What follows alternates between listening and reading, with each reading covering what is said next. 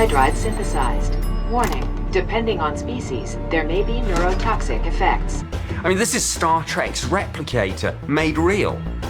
The scary thing is when you think that these 3D printers replicate themselves.